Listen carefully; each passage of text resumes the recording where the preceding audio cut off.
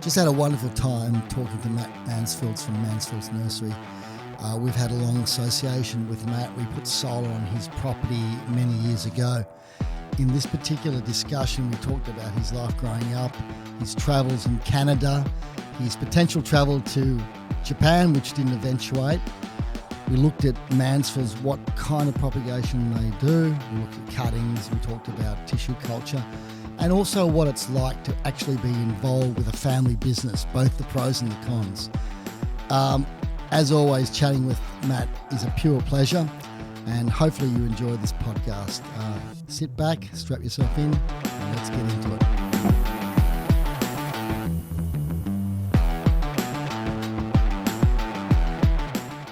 We mentioned before off camera about when you're growing up, some kids want to be a doctor or a policeman. Now it's probably a rock star and sportsman. But when did you first start thinking, I really like the idea of this horticulture? What kind of age were you? Yeah, so our family was always in horticulture. It's a family business, so third generation, over 75 years old. I actually didn't go straight into the family business.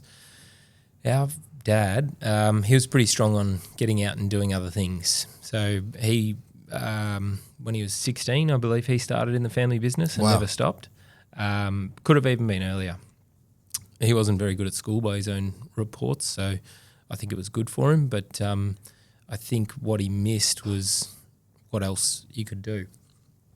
So he pushed us out to do other things. For me, it was landscape pool construction.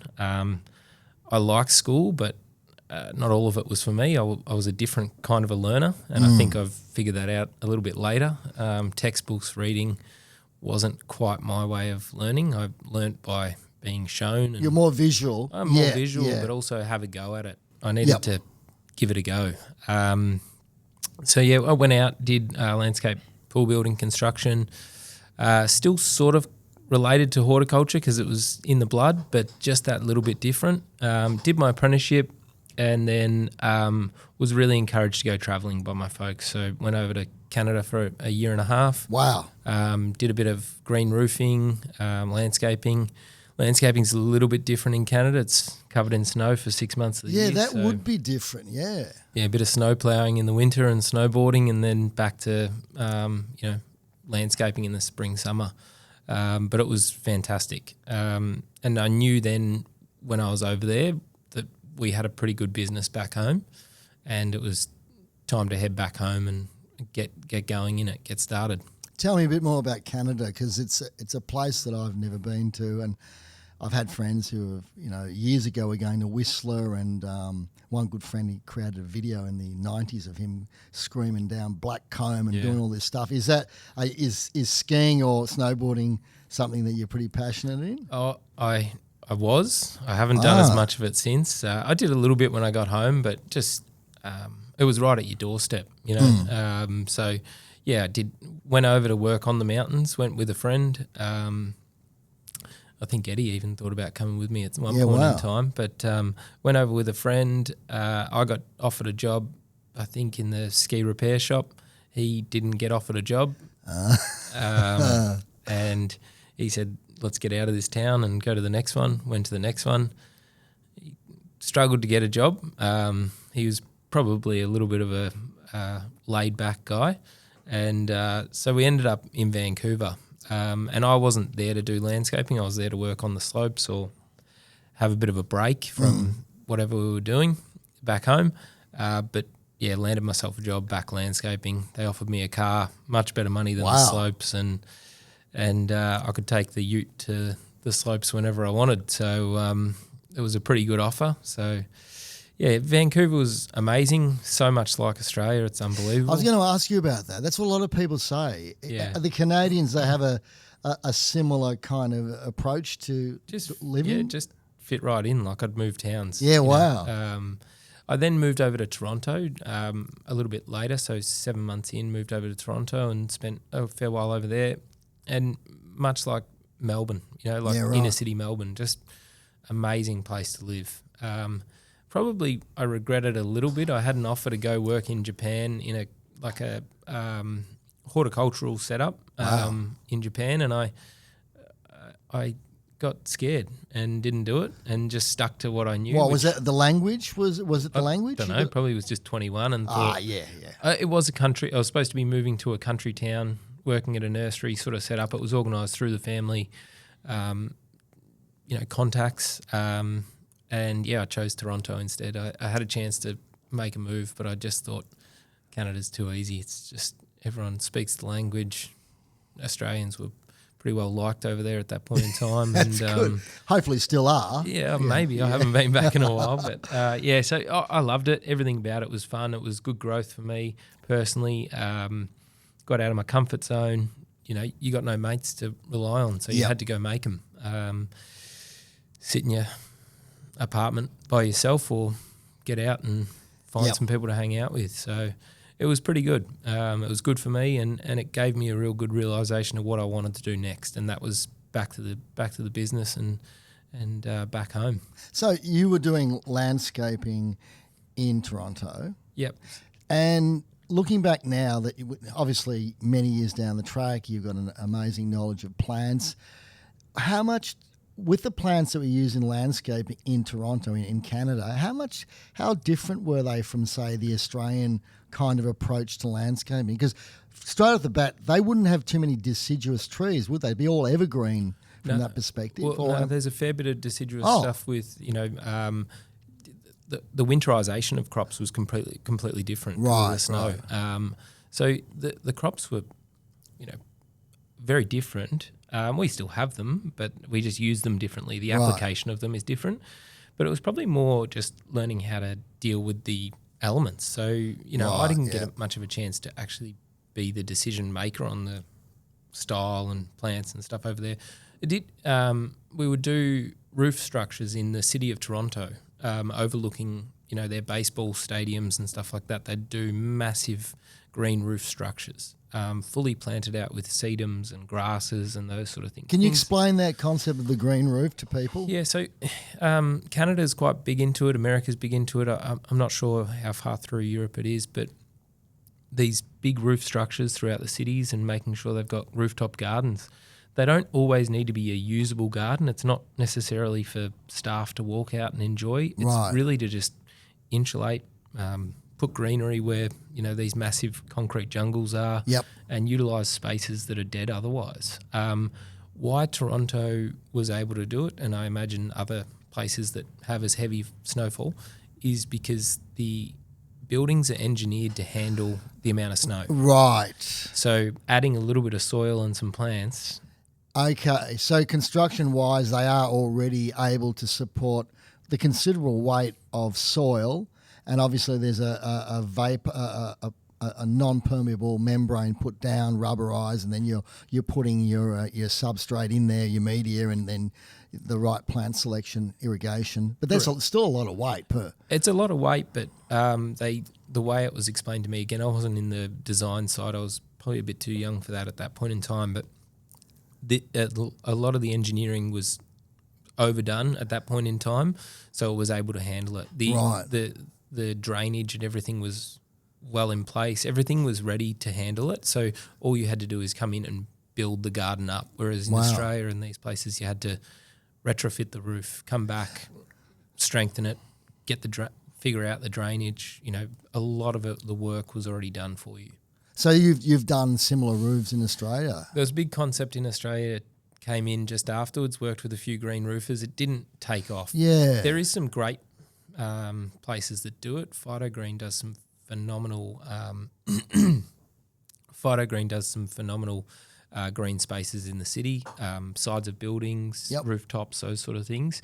But it's probably just at the time where we were, it was if they wanted it, we could build it. Whereas I think Phyto Green has to do a bit more work in the pre-stages before they can just apply a green roof wherever they want. Yeah, I mean, I suppose from Australia's perspective compared to Canada, you're talking structurally, augmenting the existing structure that comes at a cost, as opposed to in Canada and other European countries, they've already got their structures ready to go. But I have to ask the question because I don't fully understand this. You've got this green roof, and it's designed so you've got a normal structure is designed for snow loads. You got this green roof. There's a load, and then you got snow on top of that. So it can cope with both. Apparently it could, yeah. Wow. I was 22 years old, Yep. snowboarding 50% of the time and Gotcha. turning up to work to plant plants. But Yeah. it was a really cool concept that I hadn't seen in Yeah, Australia. wow. I came back asking the question why, and quite often was fed that, which is, the structures are different in the way that they've been engineered. I think also Melbourne in particular is very good at using green spaces within the city. So we cut open areas to, there was an initiative in Melbourne to take over every fifth car park with green spaces. Wow. So, street car parking, cut open a garden bed and take over that car park and put plants there rather than try and figure out how to put them on the roofs.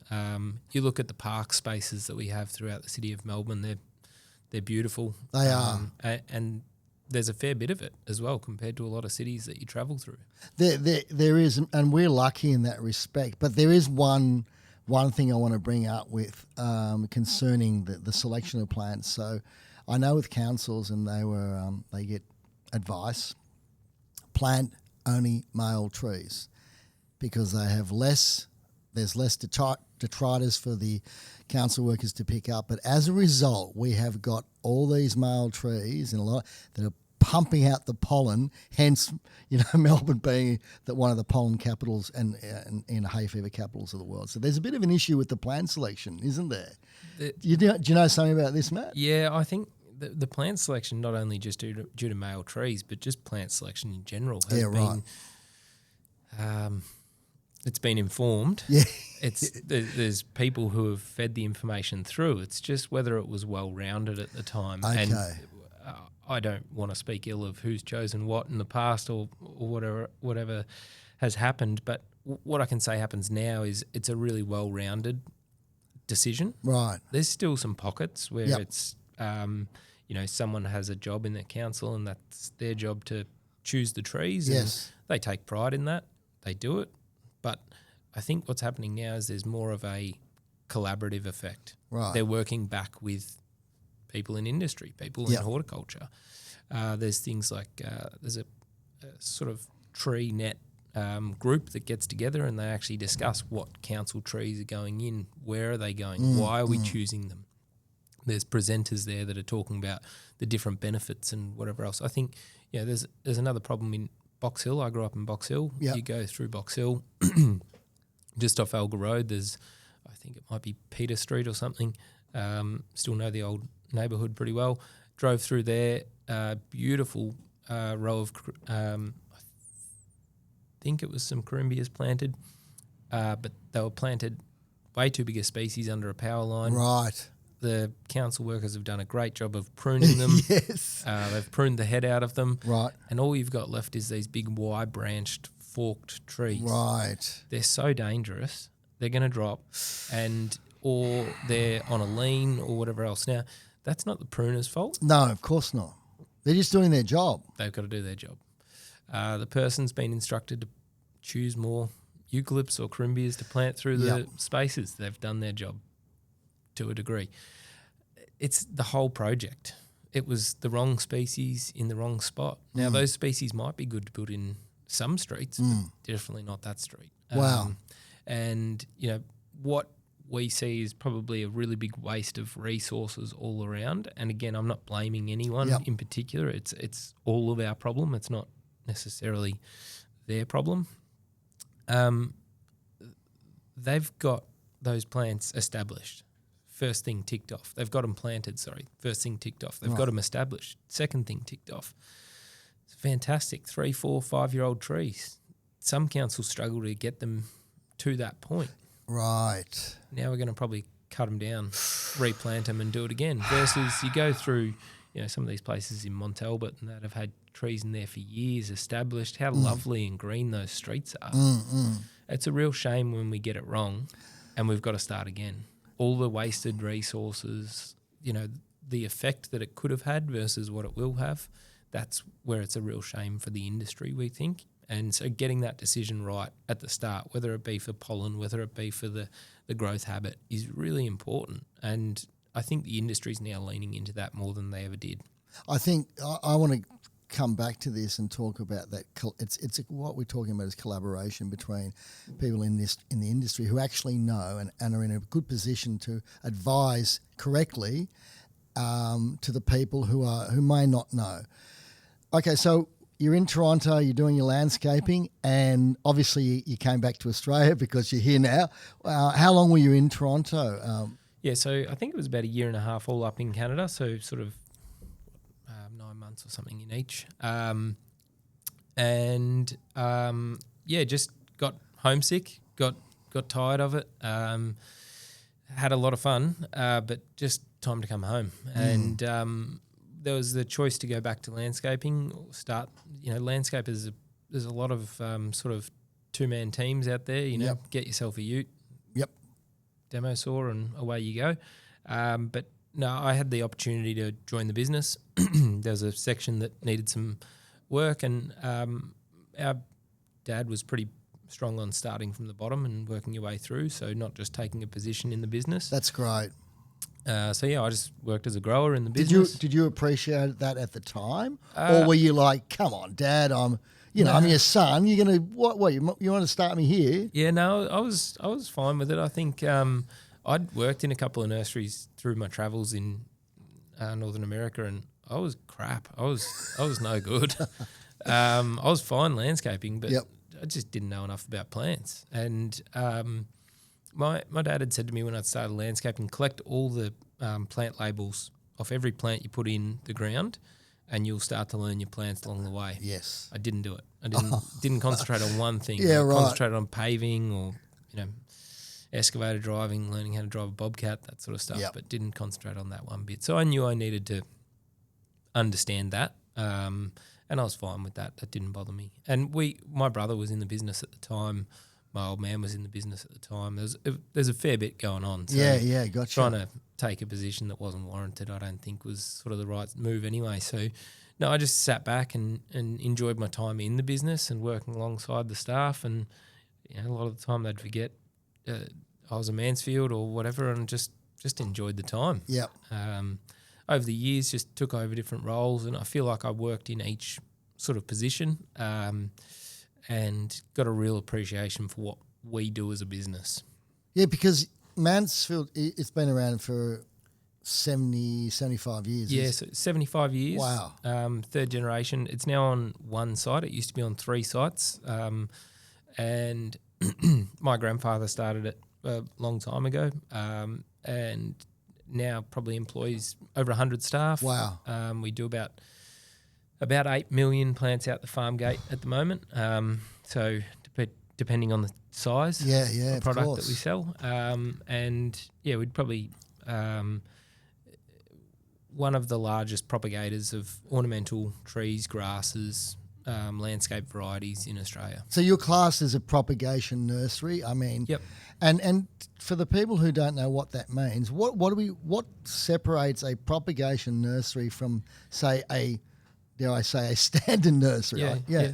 So propagation is, the way I explain it is someone's grandma would have done this many years ago, is taken a rose cutting off their beautiful roses that they always had in their front yard, dipped it in honey, put it in the ground, and that cutting of that plant then starts to put its own roots on and become its own plant.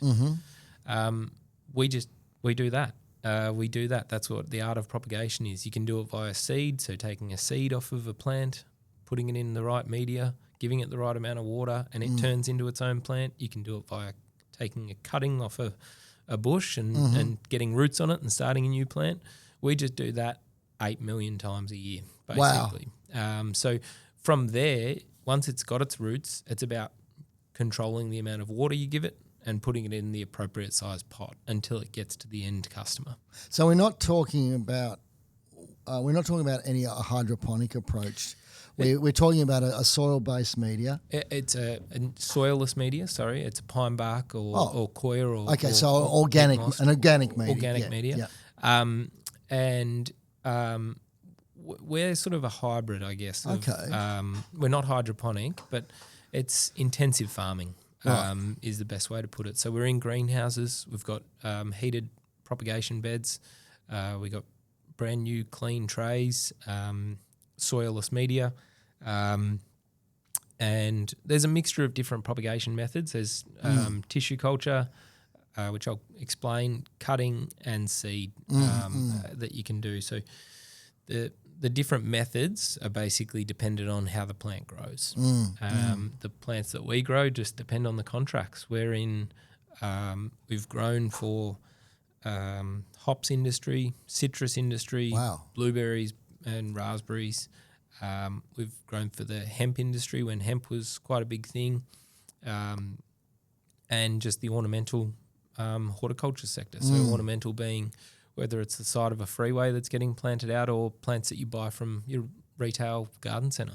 So you're talking about entering into a contract, and someone might say, Matt, I need 100,000 of these plants. They have to maybe fall into a particular EVC, ecological vegetation class, or not, because we've just done a big solar farm and we need to put plants all the way around it, and we need 100,000 and we need them tomorrow. That's I'm sure you get those kind of requests. Yeah, so we do both. So we grow to contract and we also have plants on shelf ready to go. Right. So there's certain plants in the industry that get purchased over and over again, and I have it as very similar to like the bottles of milk you pull off the shelf in the supermarket. Yeah. Pull one out, another one falls in behind it. Okay. We've got plants that are just like that. We've got them on shelf all the time, ready to go.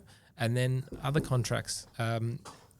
We had an agricultural industry contact us. They needed a certain crop bolstered for 2 years, and that was it, as many as we could grow for 2 years. Wow. They were also propagating their own, and then we were out. Can you say what that crop was? I don't know. No, fair enough. Yeah. Well, what's like when you're talking about the ones on the shelf, what are some of the most popular lines? What Lomandras.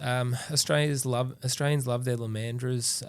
Why do they? I mean, they're a great plant, but why do they love lomandras? Drought tolerant, easy to get established. You're planting in a freeway, you're planting in a roundabout. It's got no irrigation. It's got to stand up to 40-degree heat. Yep. It's got to stand up to the landscaper stomping all over it when they're putting the mulch in. Yes. I was a landscaper, so I'm allowed to say that. It's just a tolerant plant. Right. But what we're starting to see now, so lomandras, big grower, things like magnolias and nandinas and stuff have always been in the Australians' ideal backyard. People we used to put in countless amount of hedges of magnolia or feature plants of magnolias in backyards in Hawthorn and Glen Iris and Malvern and all that sort of stuff. Beautiful nandinas around and whatever at the time. That's ground the covers. Sacred bamboo, but it's not a bamboo, is it? No. Yeah. No. Well, I wonder why they call it sacred bamboo. I don't know. Yeah. There's all those traditional plants, but I think there's probably 3 different classes that we grow for. So there's the agricultural crop plants. So citrus is one that we can mention. So the citrus industry gets us to grow rootstocks for them. Right. They then graft on top of those rootstocks with their scion stock selected. We can grow a very generic palette of plants. Right. Oz citrus grown and approved seed stock. Yep. We can grow 20,000 of one, 30,000 of another, a couple of 100,000 of another. And depending on the region that grower's from, whether it be Mildura, Perth, Queensland, whatever it may be, they can choose their rootstock that they think will grow well in their soil conditions. Gotcha. They can then choose their grafting material that they want to choose to match that rootstock in that area, and then they'll have a certain type that they want. So with citrus, I've got to be careful here because I've worked in the industry and we did citrus cuttings. Yep. Now I found out later on that the grafted option tends to be more long lasting. Yep. Compared to the cutting version. Now, is this correct? Yeah, that is correct. And why is that?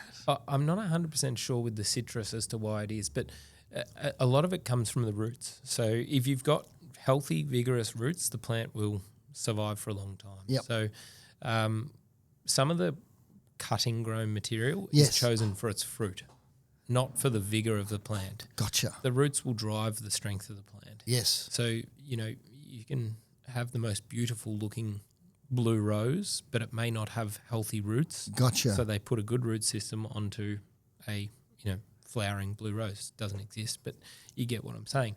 So in the citrus world, they choose for the fruit, but people plant out enough fields and we realise they're not getting the yield that they need. They match the two, they turbocharge the roots, and all of a sudden they've still got the fruit they want, but they've got a really healthy plant. Very interesting. The problem is it's more expensive and it takes longer. But you can also still have poor roots. So this is probably the biggest part that industry is starting to understand. I think they understood it, probably appreciate the cost of it is the cost of a healthy root system and a healthy plant is going to deliver for you longer term. Well, this is the thing, because citrus can last a fair amount of time. 25 years, yeah. Yeah. But I can also understand it if I'm planting out hectares of citrus trees and I'm paying an extra $3-4 a plant per tree. Yeah. You want to sometimes take a shortcut and make sure you get more bang for your buck. It's the old cost-benefit analysis, isn't it? And it's one of those things I think it's got to happen a few times to figure out which way's worth it. It's interesting what you say about rootstock. We've got, where I live, it's an ex-nursery, and they've got that rosewood stock, which I tell you what, if left unchecked, becomes a bloody weed, and it's so tough. Yeah. And I can see why people graft the quality roses to it, because this is tough as nails. It's unbelievable. But it's interesting about the citrus, and maybe does that apply to possibly other plants as well? The grafts are a better option than a cutting. So that's agriculture. You come into ornamental horticulture. Right. Yeah. We probably don't pay enough money for our plants on shelf for that to be a thing. We just choose a good generic variety. Yep. When I say we don't pay enough money, it's just the value chain probably hasn't been driven. So we haven't driven the value to the customer to show what it's worth back. That's not the customers too unable to pay the money. It's that whole environment of how much they actually spend there. And a lot of plants don't need it. A lamandra grows on its own roots. Yeah. Gardenias grow on their own roots. Camellias? What about, do you do camellias? Yeah, we don't anymore. They're too slow. But they are. And there's probably just not enough of a market for them. But there's certain plants within that sector, which is this ornamental horticulture sector, that can have that happen. So dwarf corymbias, dwarf eucalypts, very poor growing seeded stock is now getting grown on grafted roots. Wow. There is a small change in that's starting to realise that although it works, it's not as uniform as a citrus graft. So what's happening with some of those eucalypts, it's a little bit more, not dangerous, but problematic, is a graft is going to be the plant's weakest point. Yes. So if you don't have to graft it, don't. So a graft is going to be the point where if the plant is too dry and it eventually starts to give something up, it will shed the graft. If it's too wet or whatever self-preservation, it's the weakest point. So tissue culture, which we can come back to. We will come back to it, don't you worry. There's corymbias and trees are now starting to move towards that, because you can choose the right plant that does grow on its own roots and still presents the right top, and rapidly multiply that plant, that exact one. So if you find it and you get the right plant, we can now select it and choose that plant to be the one that we multiply from. Now, corymbia, they're not a eucalypt as such, are they? They're their own. Yeah. Yeah, because I remember there's a lot of controversy about that a few years ago. Yeah. But they're a beautiful looking when they flower. You got a dwarf flowering gum, a corymbia dwarf flowering corymbia falcifolia. Yep. That's a beautiful plant. Yeah. And people love that. But with cuttings, you are genetically cloning that plant. So you take that material off that plant, you're genetically cloning it. With seed, it's variable by nature. Yeah, exactly, because you're talking about all, F1 hybrids, what have you, whereas a cutting, as you said, it's a exact genetic replica. But in saying that, in some plants, if you take cuttings from cuttings and cuttings, strange things can happen. They can happen, yeah. Which is probably a conversation for another time or towards the end. Now, with the cuttings, and for the people who don't know, there's various. You apply a rooting hormone to the cuttings, and there's different strengths, isn't there, of these rooting hormones depending on the plant? Yeah. Basically, if you think about it, like how strong the plant is. So if it's a hard wooded plant, the higher the hormone. It's trying to callus the plant and break it into rooting, and then the softer the plant, the lower the hormone. Is the way we roughly work it out. You can be much more precise with it, but I think we do 1,200 different varieties, so we don't get very specific on. Not 1,200 different strengths of rooting hormone. Yep. And this is effectively to create a situation where the plant goes, I want to grow roots at this cut point where the hormone's applied. Yep.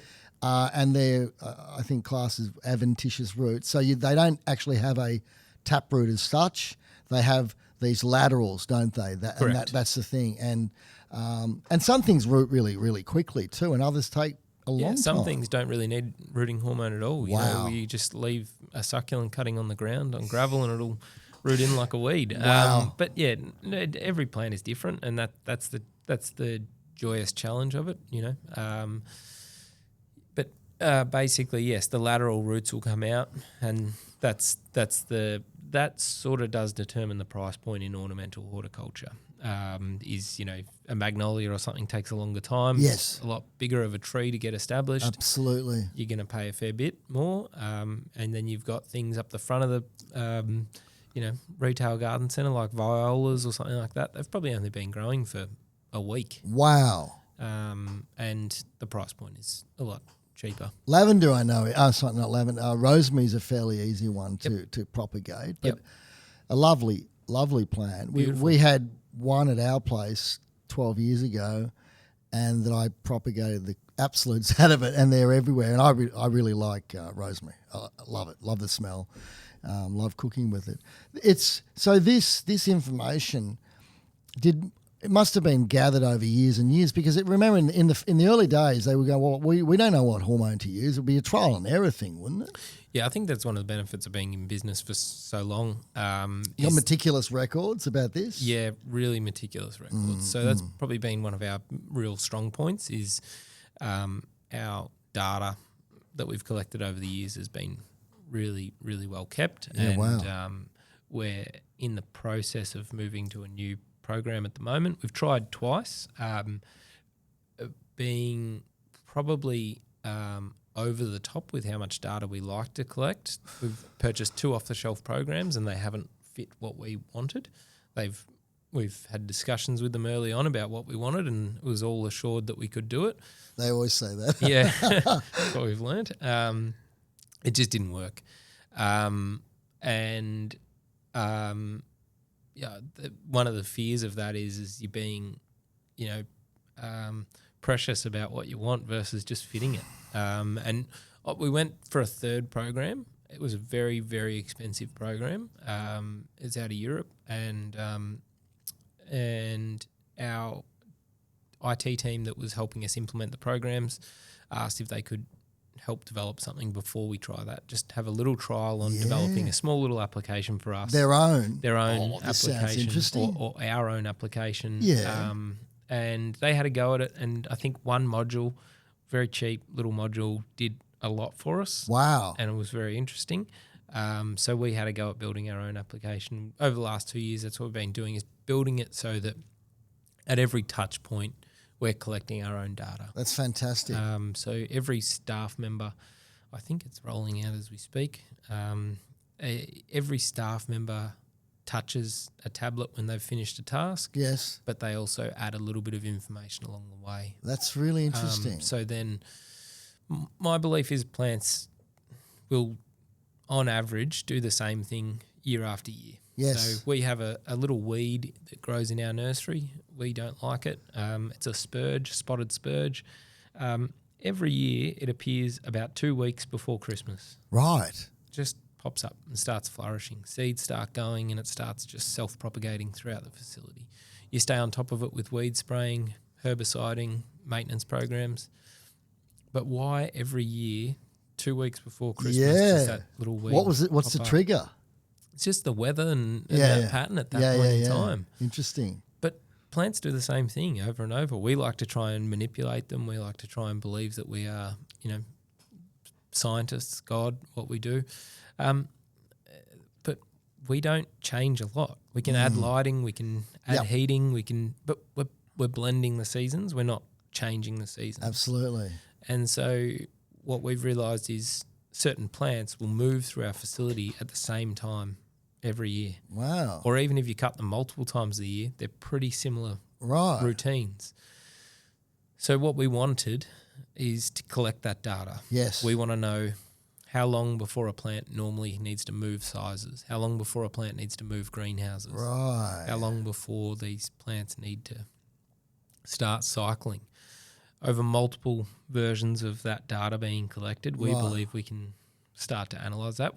We've done versions of this in the past. It's just the amount of data we needed to troll through and go through was so big. So, we were talking earlier about AI. Well, now, if we can collect the data in a very uniform manner, we get the same set of data over and over again, we now have a tool that we can actually start to... See, it all relies on the accuracy of the data being inputted, as like in anything. And, it's really, really interesting. That was the biggest thing we were told right from the start is we're going to concentrate very heavily on the touch points as to where the data is collected and the accuracy of that.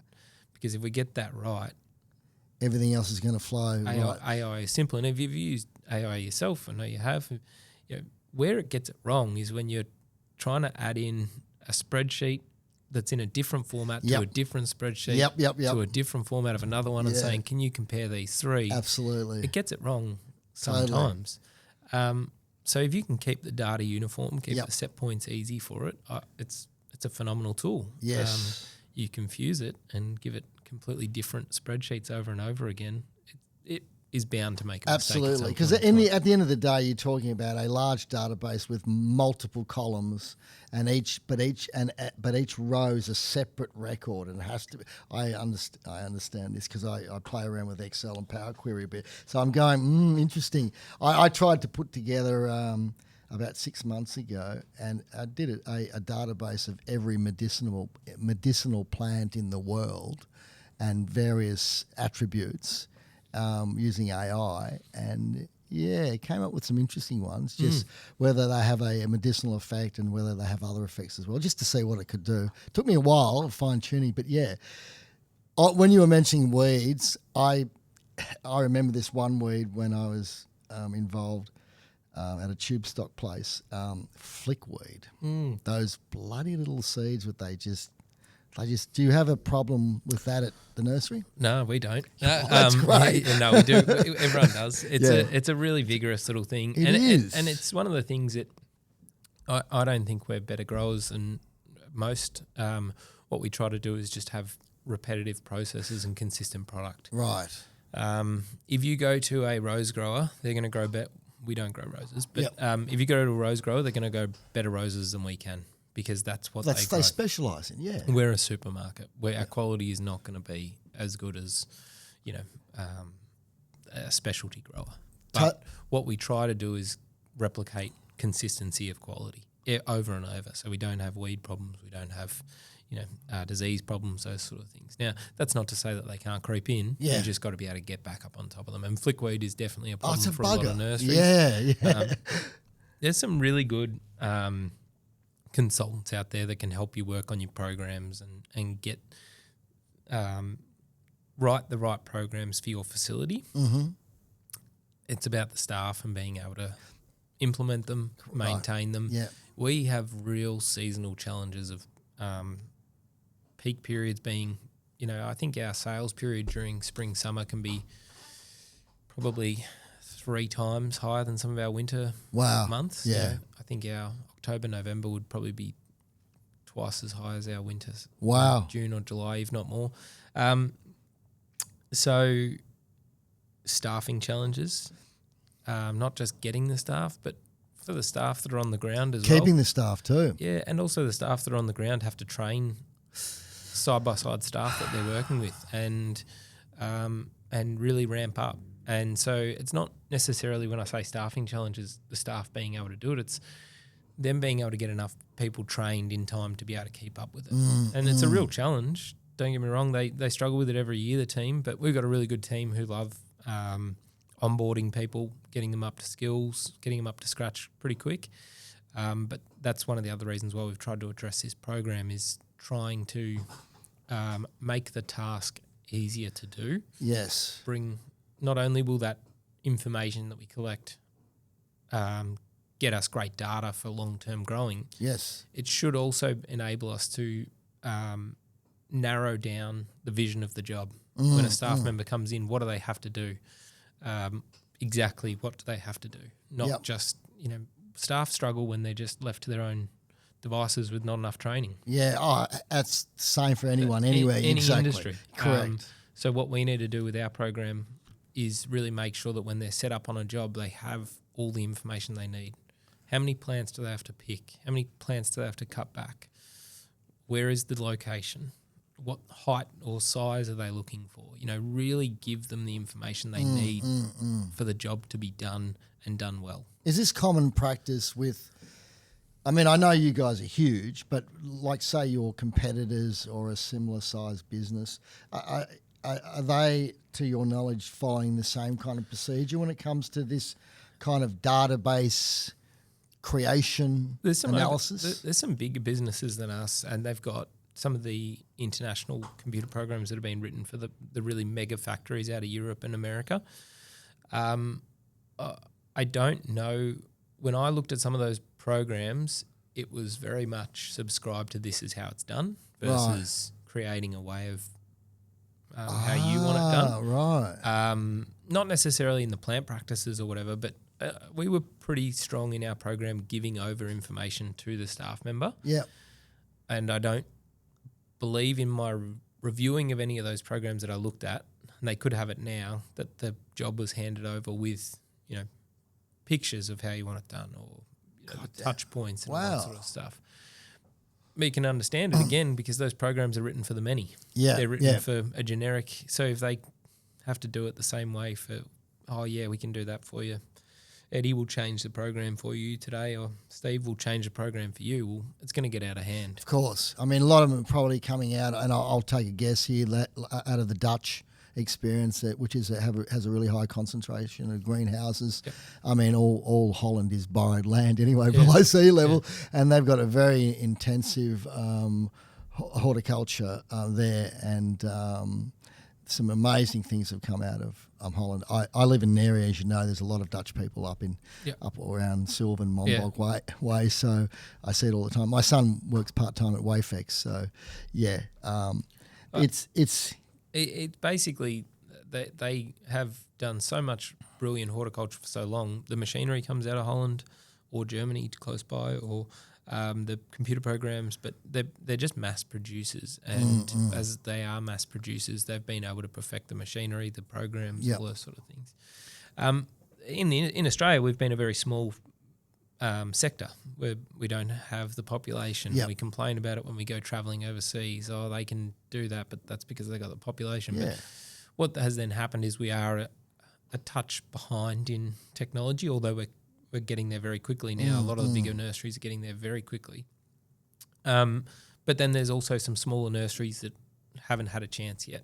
And so, I know one nursery that uses WhatsApp as a way of communicating that stuff because, yes, they may not have the program. Yes, they may not have the technology or the ability to fund a program like that. But WhatsApp for them was absolutely game changing. Wow, that's amazing. Put all the team on WhatsApp, and they have different channels through WhatsApp that that's they use. That's very smart. Yeah, so there's definitely people out there with the want. It's just whether they've got the right application for them.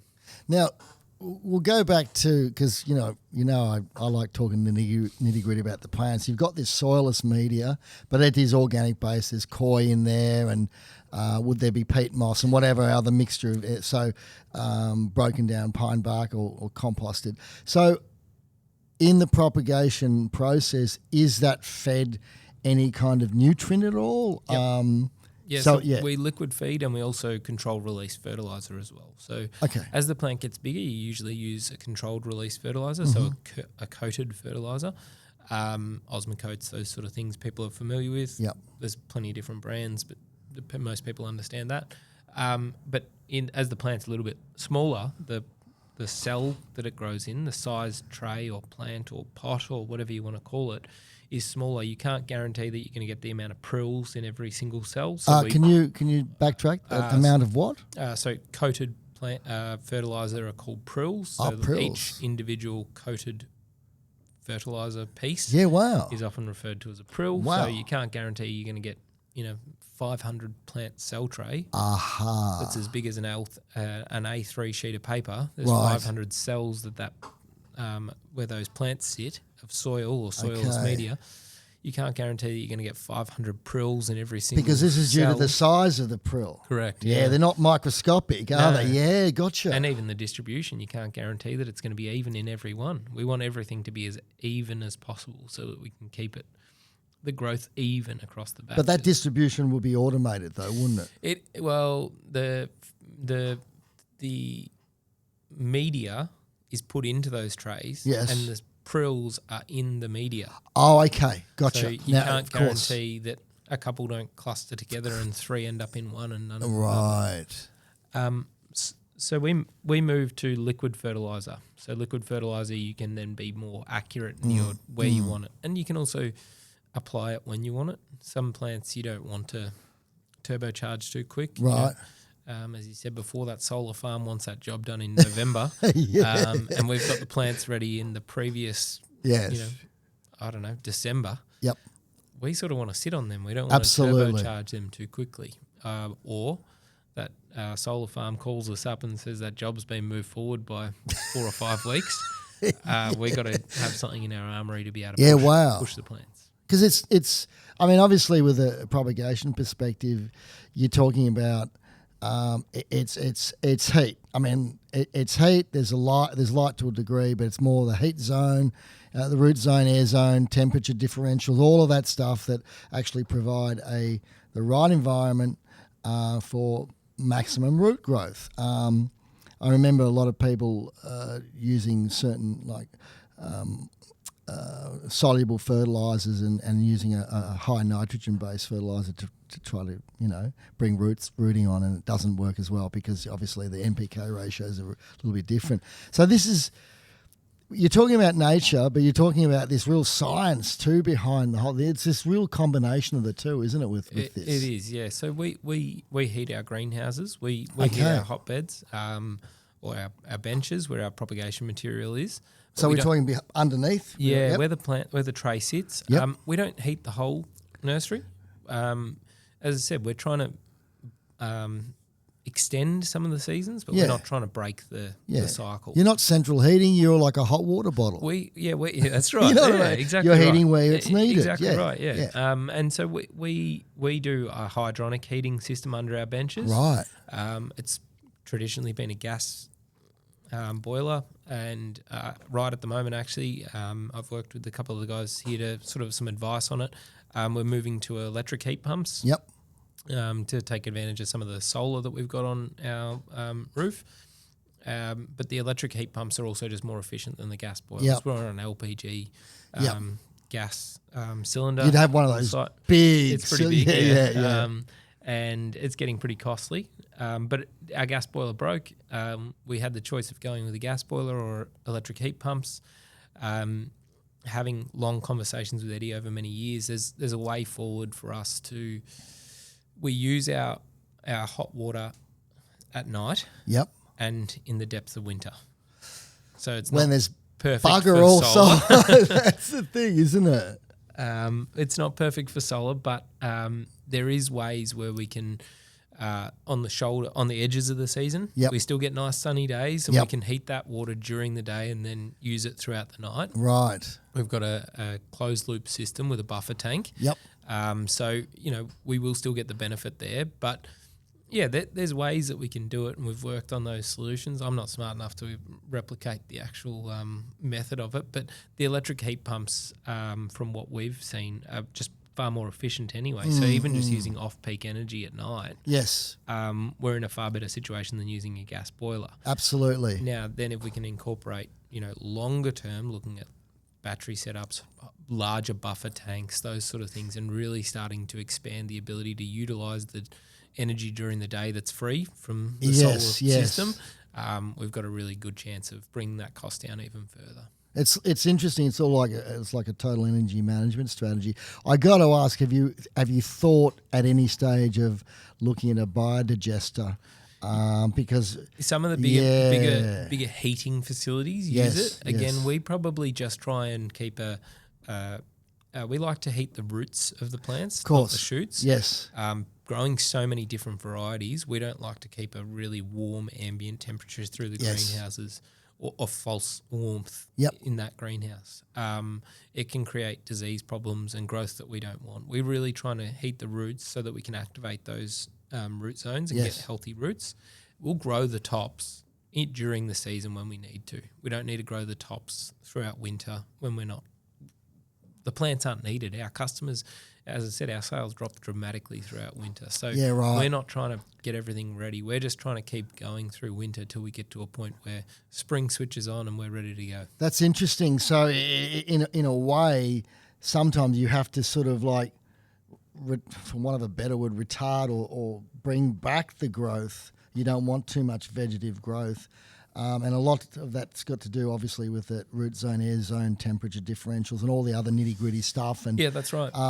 So with these greenhouses where you've got the cuttings, and we're going to talk about tissue culture eventually, do you have a lot of equipment in there? Have you got like temperature probes? Have you got humidity probe? What kind of sort of tech are in these greenhouses? Yeah, ours is probably lacking a little bit at the moment. It's probably where we haven't spent a lot of money lately. But we have temperature probes in the heat beds. We've got humidity and air temperature sensors in the greenhouses. We can light sensors.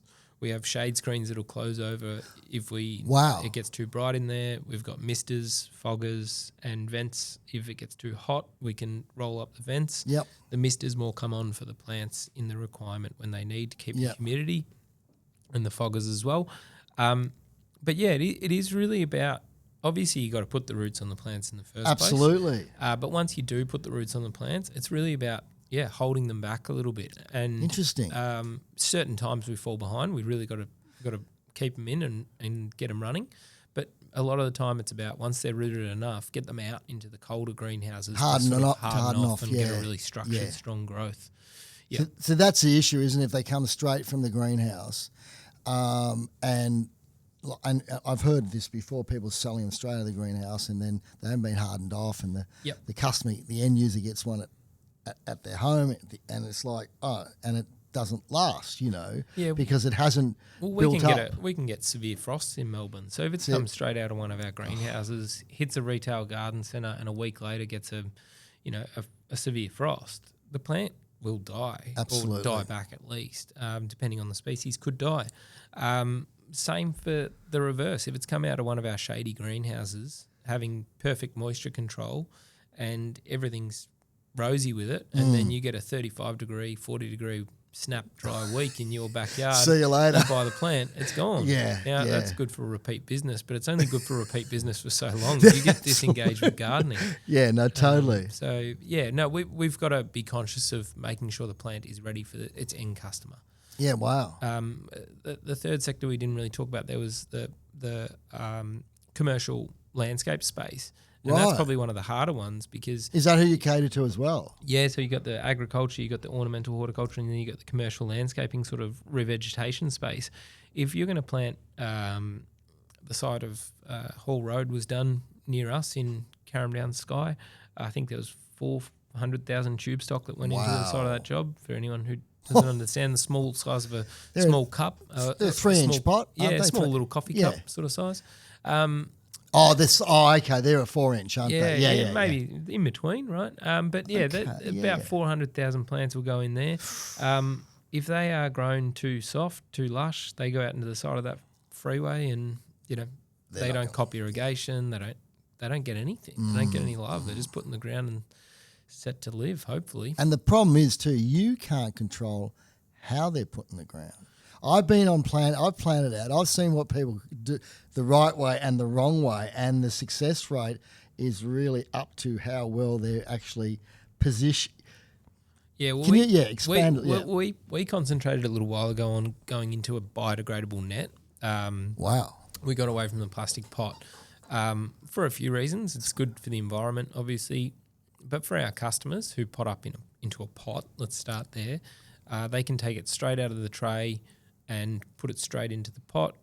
The tray is the waste, which can be recycled or reused. Right. Whereas traditionally, for those who don't understand, there's just small plastic pots. Yes. That de-sheath it, then pot it up. Yes. What the problem with that is it's up to the person who's doing it. Now, if you, Valley, are on that potting machine and you're ripping the head off those plants, you can have a whole 20,000 dead plants by the end of the day. You won't see it straight away. You'll see it 4 weeks later when the plant starts to fall over. Yep. With this net, the plant comes roots and all together. Wow. So you can't, well, you probably still could do damage to it, but you shouldn't do the damage to it because it's ready to transplant. So this is a biodegradable kind of plastic? It's called a grow coon. It's not a plastic, so it's a biodegradable, okay to compost pot. It comes from the Netherlands. There's no microplastics in it whatsoever. Oh, this is fantastic. And so, it just comes straight out and ready to go. Now, on the landscape side, that means as those planters are throwing them in the ground, there's far less root disturbance when they're putting them in the ground because the plant is intact, ready to go. Yeah, The net itself breaks down 6 to 12 months, but the roots are stronger than the net. So it doesn't really matter. It's all there's no microplastics in it or anything. So the net could be in there for 12 months, not doing any damage. The net will break down faster when there's more moisture, more microorganisms and those sort of things in the ground. If it's a very sterile soil and very brand new soil, and there's not much microorganisms happening, or fungal, all sort of stuff happening in there yet, well, it's going to take a little bit longer to break down. But basically, the principle is that doesn't matter. The roots are out; they're pushing past it, and it starts to do its thing anyway. I want to see one of the. Yeah, afterwards. I really want to come out to the nursery. I'll show you. Yeah, we're coming out soon to the nursery, and I want to see. So, from a cost benefit perspective, this is pretty cost effective from a business. It actually costs us more, unfortunately. But it costs us more as an input, but it saves us a lot on the production process. So we can now move to more machinery because all machines that we use. They need identifiable boundaries to operate within. So we use transplanters, so robots that will pick the plants up and pot them. Wow. We use vision graders now, so a machine will pick the plant up, put it in front of a camera and grade it into large, medium and small grades and throw out the deads for us. We couldn't move to those sort of machines if it was loose fill soil. Oh, okay. And we couldn't move to those machines if it was just loose pots in trays. They needed identifiable cell walls to know where their gripper was going to pick up the next plant and put it down. Okay, so you're talking in a rectilinear square arrangement. Yep. And they could not pick up those round tube. Because they could be anywhere scattered within the tray. And then, if they couldn't plant them because there's a plastic pot on the bottom. So all of these new pieces of equipment that are coming to the industry, they sort of required you to be in cell trays, pick the plant up and ready to go. So our customers now can buy transplanters. We can send them the plants. They're old potting lines where they had pots getting filled with soil, drilled out, and someone would grab the plant and put it in. I remember. Everyone's been on one. Wow. That can be done now by a robot. Wow. So I suppose there's you've got this business perspective, but you've also got the environmental. So you're talking about these mesh pots that break down, because that's one thing with the nursery industry. There's a lot of plastic being used, and what's been done industry wise to combat it? Is there conversations that have started in this area about because there's a lot of waste? There is a lot of waste. For us, it meant we eliminated 5 million plastic pots a year. So wow. The trays we use now are recyclable and also reusable. So we reuse our trays. That's fantastic. We implemented a deposit system with our customers where they pay a deposit for the tray. If they return it in a good state, we hand them back their deposit. That's really good. And that way we're continuing to try and drive that reuse back, not just recyclable. That's because really good. recyclable's great. No, reuse is better Reuse is before. better. Yeah, it's much better. The industry is now also really strong. Can't remember the name of the business, but it's driven by Garden City Plastics, where they have these red cages out the front of garden centres and those sort of things you can deliver your pots back to once you're done. Fantastic. They get chipped up and turned back into new plastic pots. So there's a really good push towards it. We have been probably pretty poor with it over the years as an industry, but really strong now. But the cell trays themselves that we use, so like a rectangle tray, as you said, might be 30 centimetres wide, 50 centimetres long. Yeah. That has been made out of polystyrene, unexpanded polystyrene, which is not recyclable in Australia. No. Luckily, Garden City Plastics is investing in the ability to recycle that. Wow. So that's one step. But we're also moving towards making polypropylene trays. So PP5, which is a recyclable material. And they last a fair whack of time. Last longer, so you can reuse them, as we said, which is better. And then you can also recycle them easier. So obviously these pots and trays that come back, they need to be sterilised, don't they, before they get put back into production? What's the process there? Yeah, well, that's probably the part where before when you asked, is it more cost effective for the business or along those lines? We had to buy a tray sterilisation unit. Wow. They're pretty common in a lot of industries, like hospitality units, those sort of things, for like crate washers and big dishwasher units that you can just basically pass them through. So that wasn't too bad. But it's the injection molded trays that you need to make. They're sort of custom built to you, and there's a lot of bits and pieces along the way that just throwing out the plastic is a lot easier and cheaper. There's no doubt. But in the long term, it's better for us because we will reduce our input cost of plastics, and we're reducing the plastics for the environment, and the whole story is fantastic. But it's not easy getting there. There's the cost of building the mould that the tray is built on. There's the sanitisation units. In general, when you are reusing trays in a high health system, a high, you want to keep your hygiene levels up. Reusing the tray is dangerous because the pathogens and the diseases that you can bring back through. So everything's harder about it. But once you're in it, it sort of starts to flow. Everything's pretty Are we good. talking about UV sterilisation, or are we talking about sodium hypochlorite, or a combination of a few things? Ours is just a chemical injection unit with a gotcha. hot water bath and jets, cleaning the trays off for any material, and then chemical dosing and drying and those sort of things. Wow, so it dries them as well. Yeah. Wow. Yeah. And then we stack them up, reuse them, put them back through. That's fantastic. So they can, if they're made out of the right, they can last a long time, can't they? Yeah, it's the balance between making them, too thick and never ever will they die. So we try and we've got a tray that we think we can use about 3, maybe 4 cycles before it starts to deteriorate. Yeah, gotcha. And a bit of that is just the Australian sun. It'll eat away at anything, no matter what UV stabilising you put in it. Staff handling it, going on trucks, trolleys, of course, all those sort of things. With the way the environment's going and where the regulations are going, are some of your customers demanding, like from a carbon accounting perspective, ESG, environmental, social governance, scope 1 and 2 and 3? Has anything that? It's getting discussed. It's not yet. Not there yet. Yeah. The industry's starting to help nurseries understand it, but no, it's not there yet. Now, tissue culture.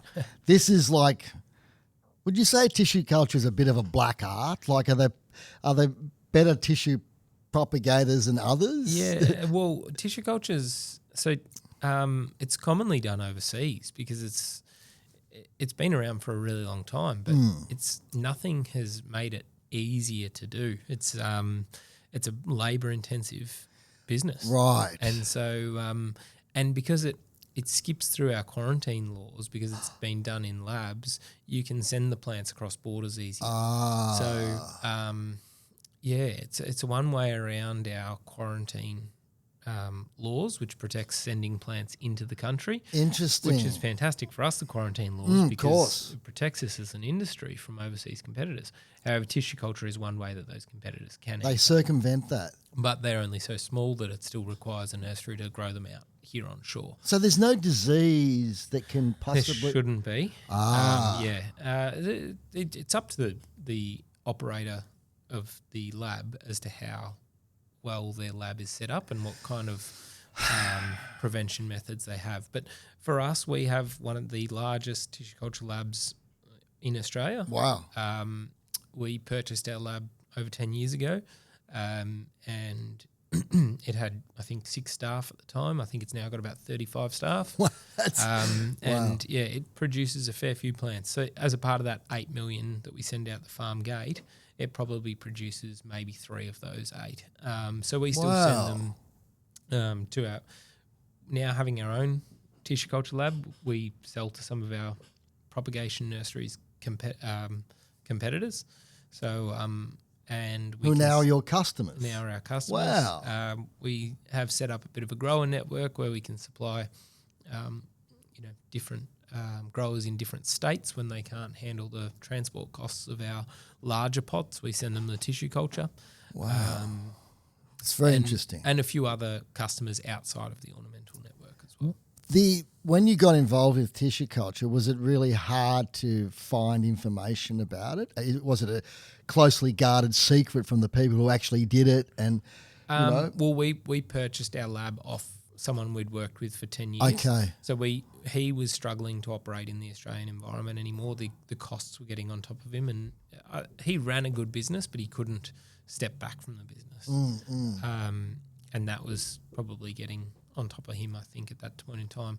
A lot of the varieties that we liked and were our species were in that lab, and so we didn't want that to go anywhere else. So when he said he was selling up or closing down, we decided to purchase that lab. Yeah, right. Bring it onto site.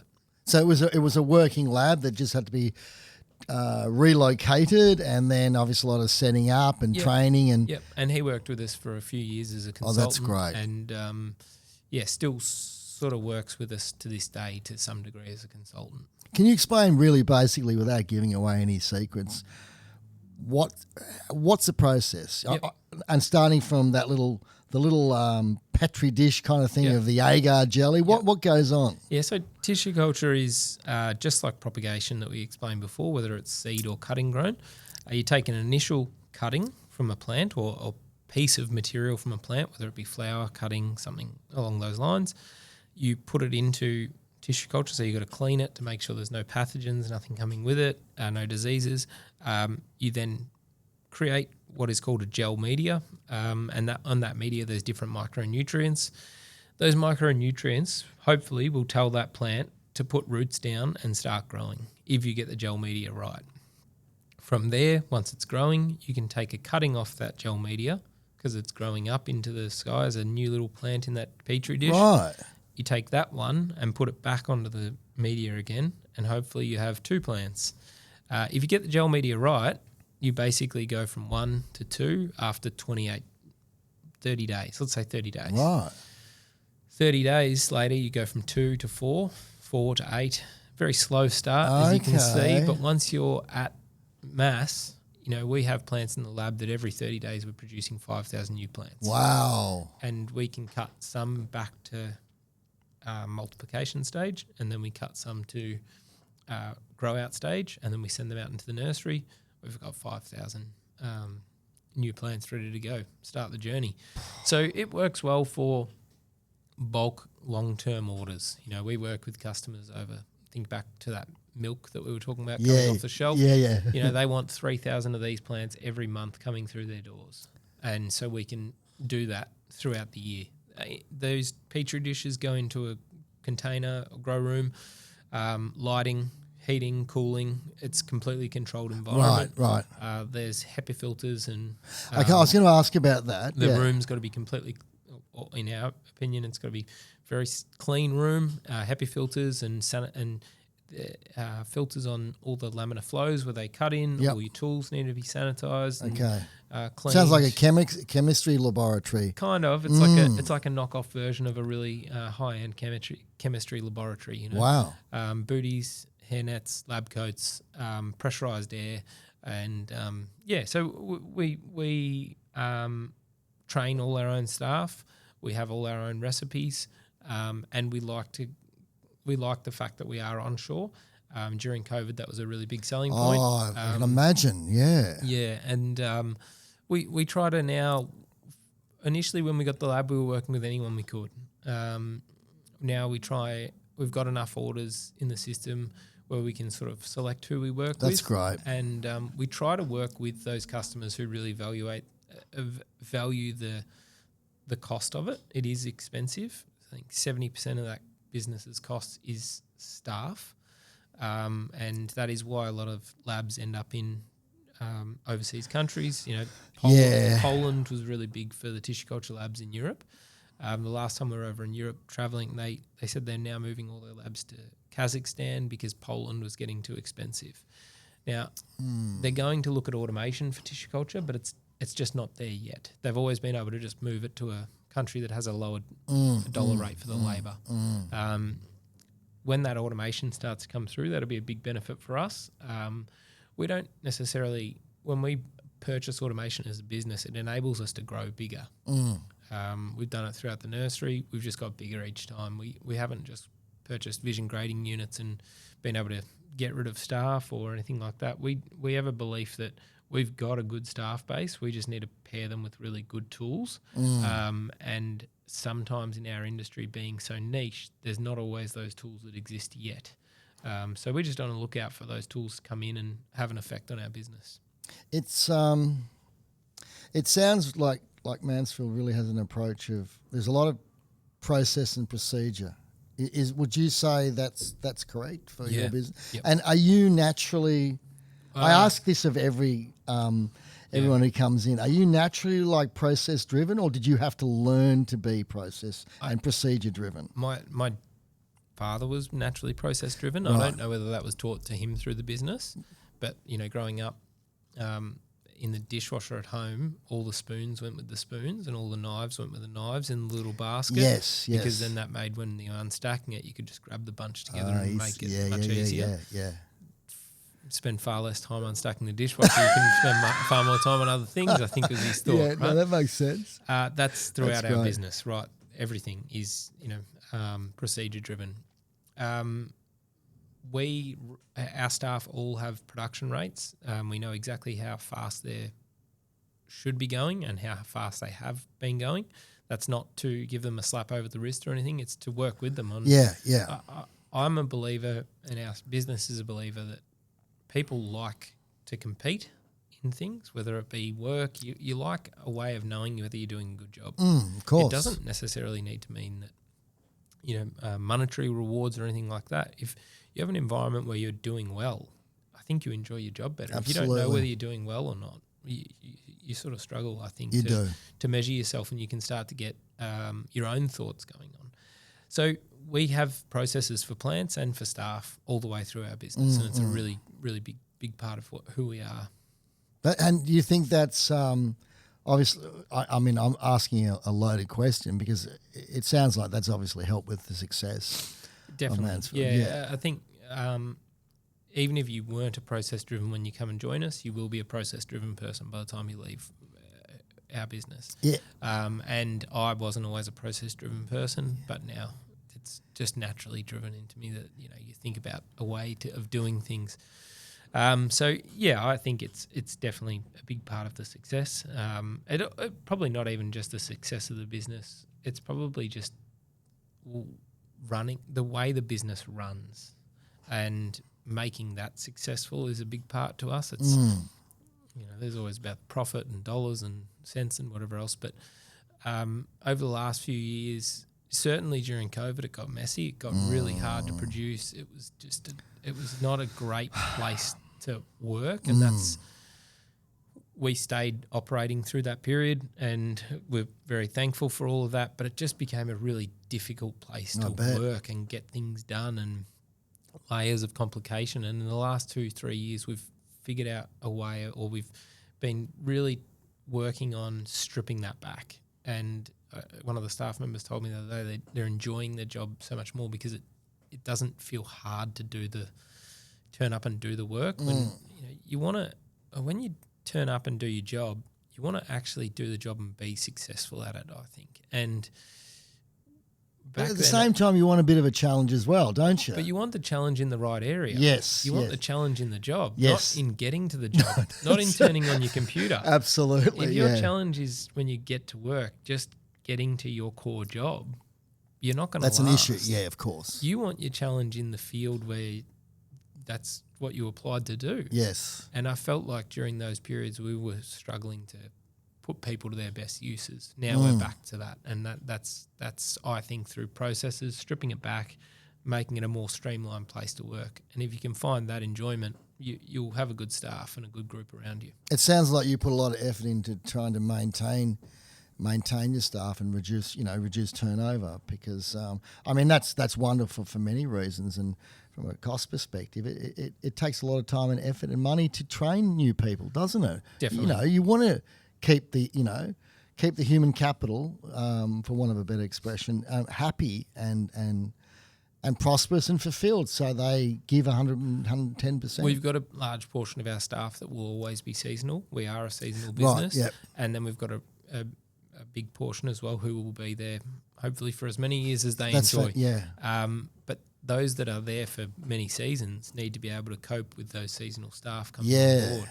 And we put effort in both camps, but you really got to make sure that when that seasonal staff picks up, you've got a team that's happy, willing to be there, wanting to train and not just do their job, but help others do their job as well. Is that set up to do their job? Is that one of your roles, to identify the right people who are the permanent staff who have those good human management skills? Because not everyone does. Yeah, it used to be one of my jobs, but we've got a really good team now. We've got a people and culture manager, we've got an operations manager, we've got a really good team in place now to sort of deal with those deal with that situation and really identify who we want to bring through and nurture. And I didn't even ask your role now. What's your official? I'm sure you wear a few hats, but what's your official role? Just the general manager of Mansfield. So we've got 2 to 3 different businesses. Horticulture Australia is a separate entity to Mansfields Nursery. My sister runs Horticulture Australia, myself Mansfields Propagation. There's a lot of crossover at the top. They ultimately share staff in a couple of aspects, but we moving more and more towards what's the next phase for Mansfields and how much more we can grow. So we've got a good group there that takes care of the day-to-day operations of the business, and it's been a real pleasure to watch that group sort of take effect and sort of push me out of some of that day-to-day decision. Get a little bit jealous sometimes of not being able to have an opinion on certain things. Yeah, gotcha. But no, it's exciting now to watch the next part as well. You must be a close family. I mean, it's a family business. Yep. You must be close. Yeah, so there's a group. So my brother did work in the business, doesn't work with us anymore, still part owner. My sister, myself, and my dad, my mum. We have a family meeting once a month. My mum doesn't like to attend the family meetings. She's tries to stay away from the business as much as possible. Doesn't want the arguments. But is that what happens? No. You can. Yeah, don't get me wrong. It gets heated. But we find if we have we try to do it monthly, a family meeting on the business and where it's headed and what's happening. We have far less disagreements around the place because everyone's hearing what's going on. So most of the disagreements usually come from someone being ill-informed where it's going or what's happening and feeling out of the loop. So once everyone's on the same page and we're communicating well, we rarely have issues with that. We then have a board of advisors as well who family members can be on that, but we have some external board members as well, or advisors. We also meet once a month so that we're discussing and holding the general managers of each business to account. We've tried very hard to set it up so that it is roles to their own, not just family members playing in roles because one day I may not be in one of those roles, Right. and we want to set it so that the next general manager of each business takes over and they can thrive and succeed as well. You sound like you're doing nearly everything right. Like, That's what we say. yeah. So what's the best thing about being part of a family business? Oh, it's the ownership. It's like, you said earlier, you want to do certain things in high school. I don't think I knew what I wanted to do in high school, but sitting in meetings with,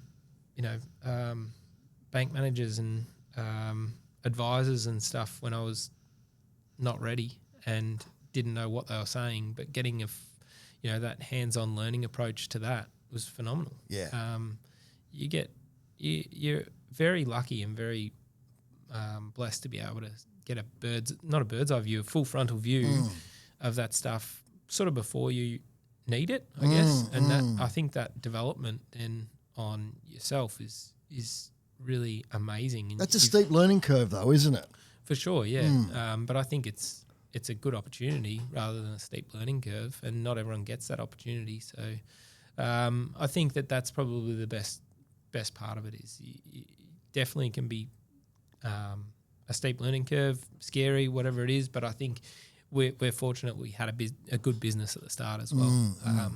And I think, you say doing a lot of things right, but it takes money to be able to afford an advisor to come and work with you. It takes Absolutely. It's things you can work towards over a long period of time. It doesn't have to, you can set up a perfect structure, but your business may not be able to support it. And so we've been working at this for a long time to get this structure the way that we think it could work, and it's still not quite there yet, but it's been a goal for the business and also for the structure as well. Two separate things, how it operates day to day and then also how it should operate long term. There's a bit of planning in that. You can get bogged down planning in this and this will fall over. Yeah. Get bogged down working in this and this doesn't have any long term future. So I say it better than it is. In any given year, we're probably too far right or too far left on that plan. But that's why I think it's enjoyable now to have some people working on the business, in the business, to assist us if we do step too far off, that they can call us back in and say, we've got to come back and help with this. Is there anything looking back over the last few years that you would have done differently, knowing what you know now, business-wise? Yeah, I think there's probably we stuck to our knitting for a really long time. We were a propagator that serviced others, which has been fantastic. A lot of our customers have built our business the way that it is, but I think there's always opportunities out there that you can go chasing, and probably that we sat a little bit too safe for such a long time. Right. It bedded down who we were and whatever else, and if we went too early, we probably wouldn't have had the structure and systems to be able to support it. So I don't regret not doing it, but I think probably having a look a little bit earlier at some, contracts outside of our industry or, really expanding our horizons.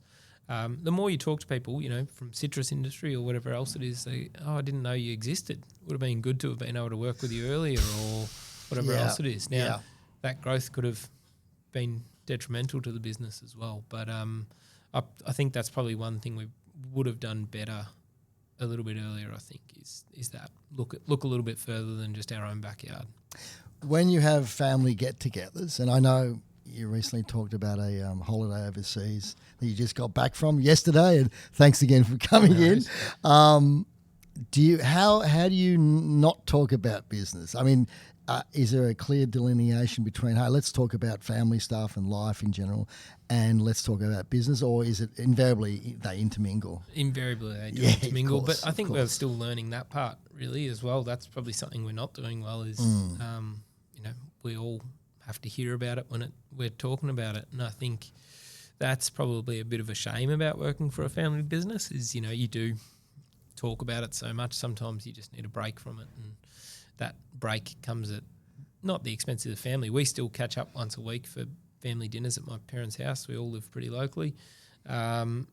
So we do all catch up, but probably being able to catch up outside of work is something you're still catching up outside of work, but work comes up. That difference there is probably something we're still struggling with as a group. It sounded like your father really instilled some pretty, valuable insights in how he operates as a person, and he sounds like a good man. They had some troubles back in the day. Him and his brother came to disagreements over the business. My uncle was in the business many years ago, and they don't talk very well. They're back talking now, which is good, but still probably a little bit fractured. And yeah, I don't think Noel, my dad, ever wanted that to come between us. The discussion was he'd rather sell it than have that sort of thing come between us.